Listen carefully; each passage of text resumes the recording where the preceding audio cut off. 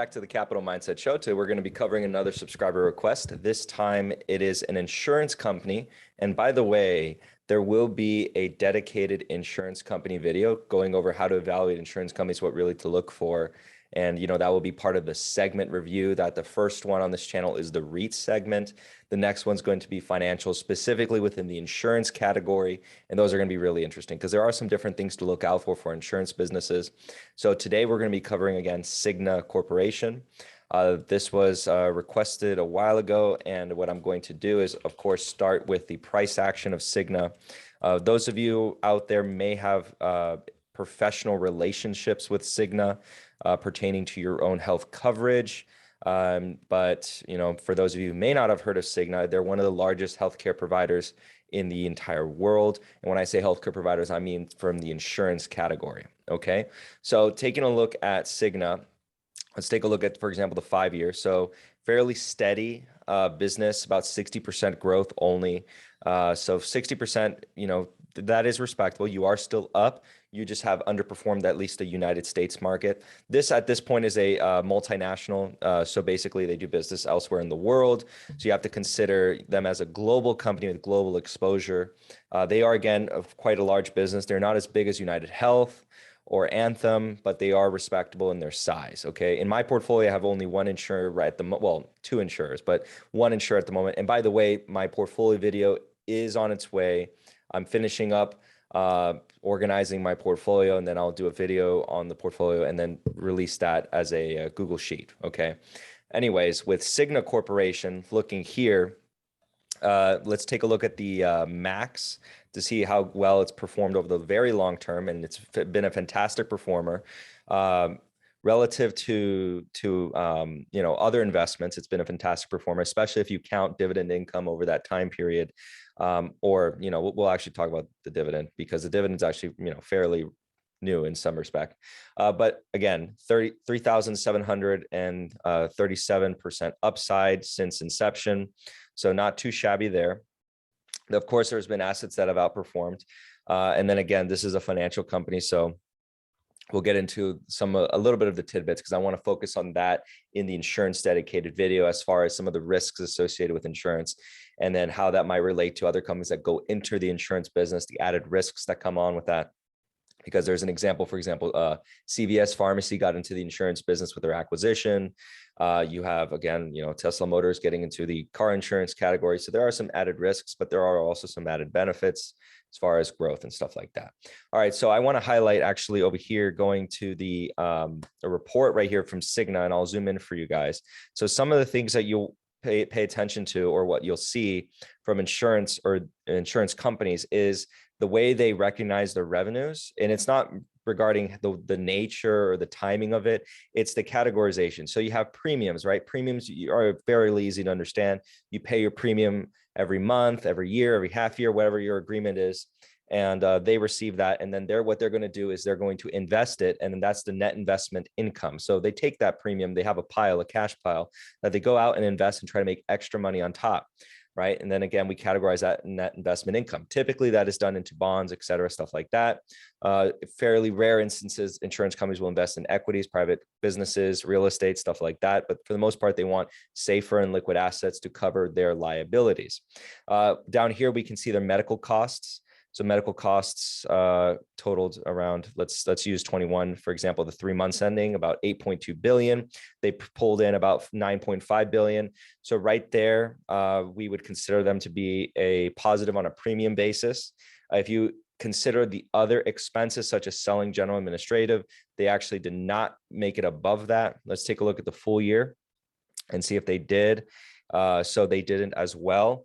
Typically, with the most conservative or the best well-run insurance companies, you'll see that the premiums are actually above everything. And those are, in rare instances. But again, this is not too bad because they make up for it with fees and other revenues, quote unquote. And then they have net investment income that kind of comes in at about $1 billion a year. So not too bad. Then we have, of course, the, very small line item for amortization and intangible assets. So that's not really a cash expense. That's just a little bit of a write-down expense. And then, you have your income from operations that we want to pay attention to. So the whole operations of the business, is about 3.5 billion, a little bit down from 2020, probably because they had, again, these higher medical cost expenses, about 31 billion. And so this is a larger jump in medical costs versus the jump in premiums. Okay. So the investment income actually rose quite dramatically. We actually more than doubled it, what we're witnessing here. So yeah, you see here the percentages. I love it when companies do that. They organize it in a way that it's so simple, or that's a good sign. I don't like it when businesses aren't too clear. I love it when they kind of organize it, because they can do the bare minimum for these filings. And you'll notice when they do the bare minimum, and then they can go a little bit above and beyond and show you a little bit more and try to make it easier for you. So we want to see that. Okay.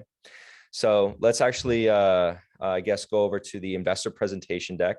This is quite important because this is, again, the sales pitch of the business. We're going to see exactly what they're trying to highlight for us. You see this beautiful picture of a mom measuring her daughter. She's on her tippy toes, so she's technically cheating, but who cares? All right. So this is like their mission statement or their values that they're kind of stating right before us. They're making it affordable, making it predictable, making it simple. Okay, great, cool, good for the stakeholder. All right, so we see 15% adjusted EPS CAGR, so compounded annual growth rate, for those of you who don't know what that means. And I want to highlight here that you would think, for example, or at least back then, the talk, and this is kind of, I guess, a theme of this channel. Sometimes you got to be careful with what the talk is of the time politically. For example, you see the ACA enacted. For those who don't know, that was the Affordable Care Act. And for those who remember back in the day, they were saying that the Affordable Care Act was not going to be good for quote unquote insurance companies. In fact, it was probably one of the best things to be done for insurance companies. They all made a ton of money. It was a really good time to invest in insurance companies, health insurance companies specifically. And if you had bought, for example, United Healthcare, you had done really, really, really well. Okay, congratulations if you own that one or have owned it since then. Okay, you've done fantastic. But again, you want to actually judge the events or the bills per se on book by book. Don't really pay attention to the journalist majors as to what it is you should think as an investor. Just do your own research, stuff like that. It'll go a long way. All right. So our growth segments. So this is what they're going to point to as the part of their business that it will drive growth in the future. So again, it's pharmacy, benefits management, care, and intelligence. Okay. So intelligence, it's analytics and stuff like that. So data models, et cetera. So that's where they think they can basically expand and make more money there. Okay, so international health, U.S. government, and U.S. commercial. Okay, so those are, again, their segments of Cigna Healthcare. I want to see their growth rates, and I did. It was up here when we first opened this, but we'll get there. So this is their 2021 accomplishments. They're just patting themselves on the back. Some key highlights is that they returned over $9 billion in capital to shareholders. So they have dividends and then mainly buybacks. Okay, so we're going to mark that down on our minds and say, okay, they're doing a lot of buybacks. We'll take a look at that and kind of see whether or not that was good or not.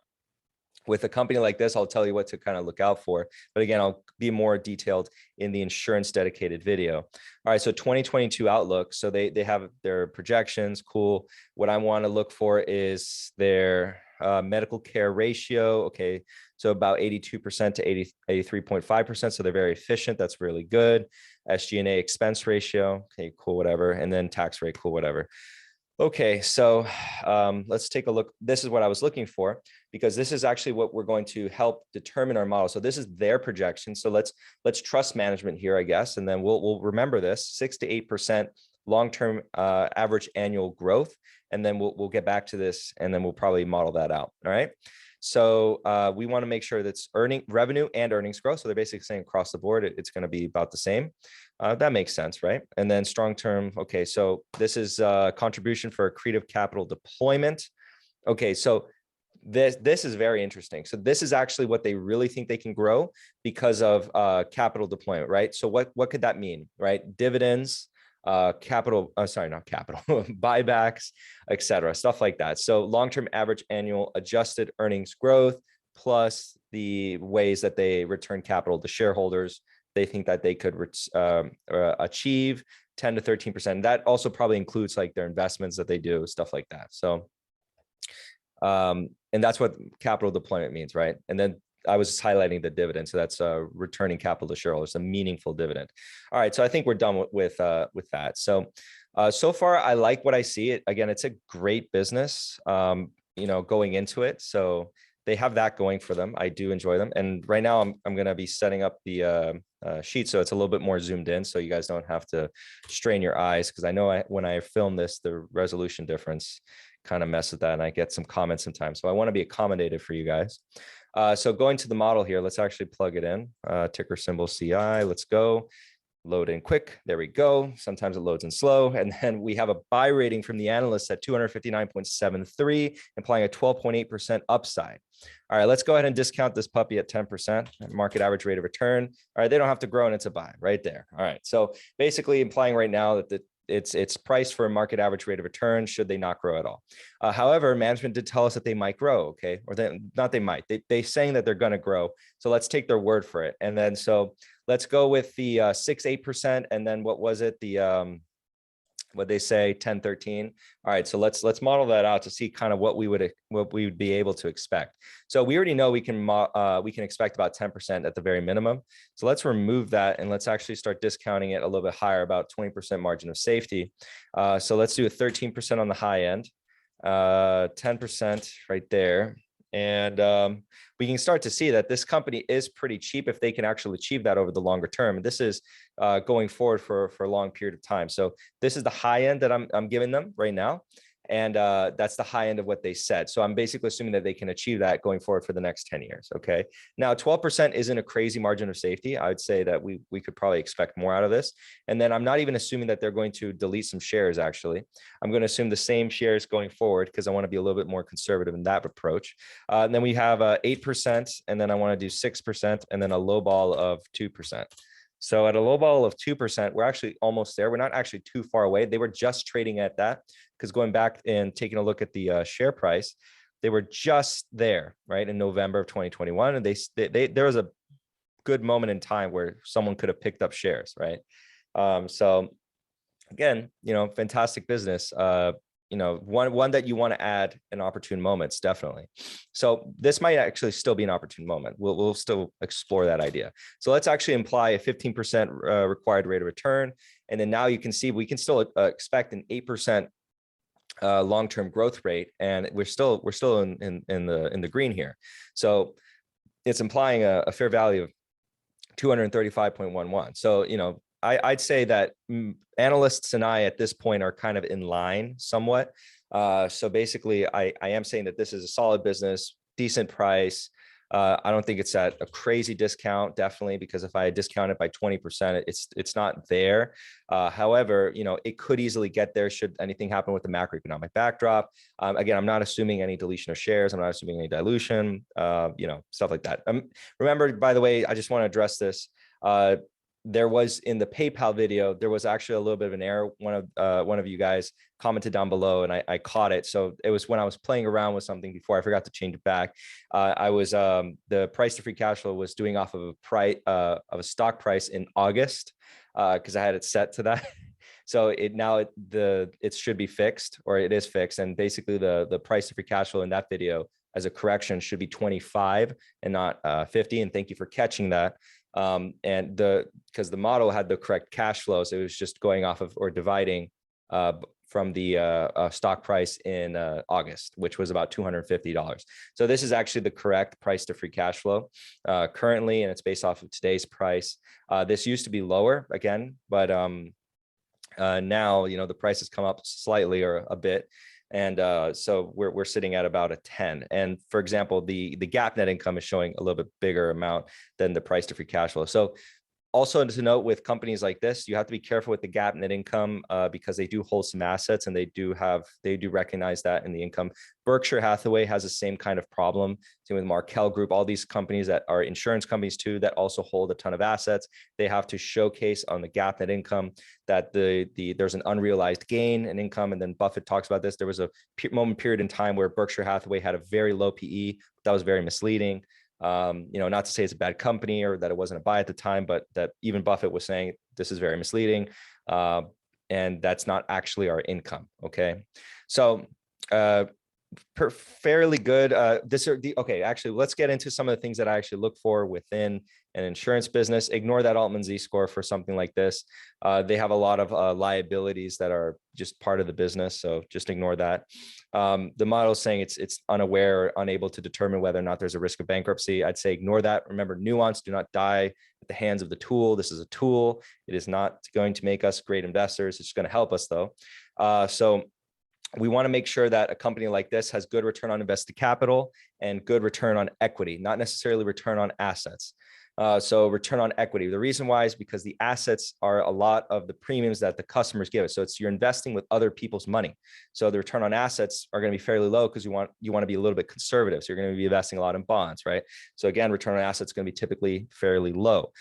Book value per share for insurance companies, I do kind of care about because I trust the book value of those assets. So in these cases, if you see an insurance company trading below book value, it can be a good sign. Not always, but it can be a good sign. Okay. For financial companies, book value is a little bit more important. Okay. Because they're class one assets. Class one assets are a lot easier to evaluate than class two and class three. So class one assets are typically on the books of financial companies. Okay. So return on equity, fairly good, almost 12%. Return on invested capital, almost 10%. Great. I'm rounding up and being a little bit more generous. I know that, but return on assets being that low, not too much of a concern. Okay.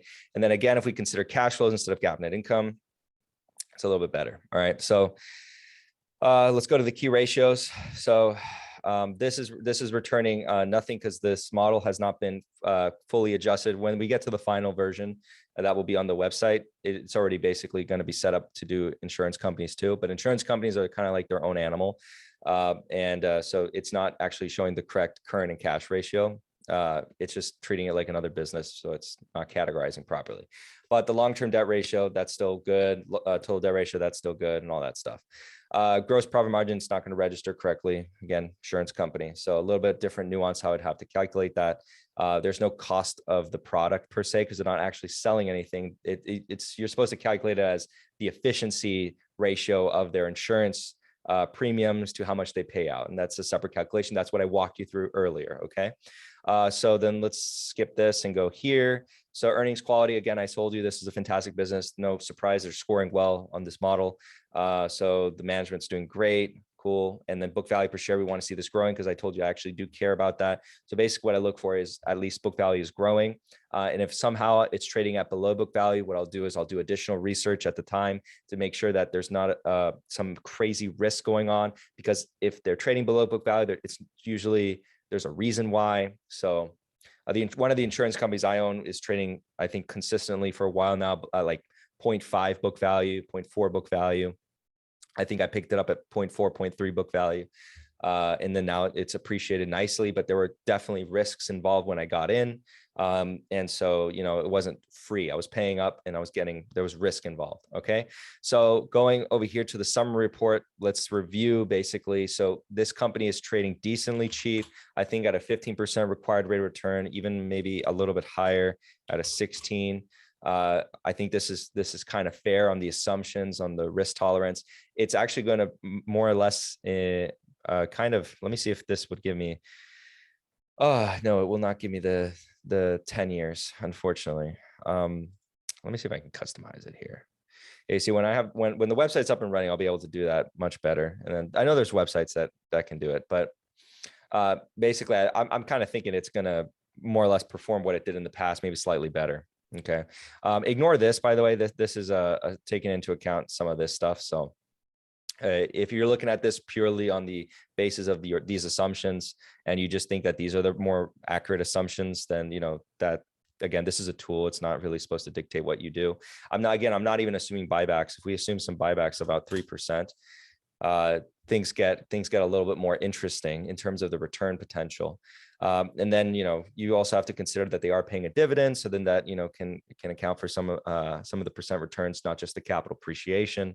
Again, we don't discount the cash flows used in the dividend. That would be double counting, but yeah, that's something also to think about. Okay. So on that note, guys, I think that's pretty much covering everything to do with Cigna Health Corporation. I do like this business. I won't be buying it myself. I already have my insurance place, but I think it's an interesting proposition for those of you who are interested in insurance companies. It's something you guys should definitely take a look at. Take another maybe deep dive and kind of figure out what your interest is, or maybe you're not interested at all. Maybe it's a good opportunity to look at or get some exposure to looking at insurance companies. All right, guys, on that note, I hope you guys enjoy this content. If you guys like content like this, go ahead and feel free to leave a like. If you guys want to see more content like this, go ahead and subscribe.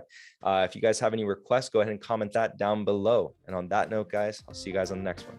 Bye.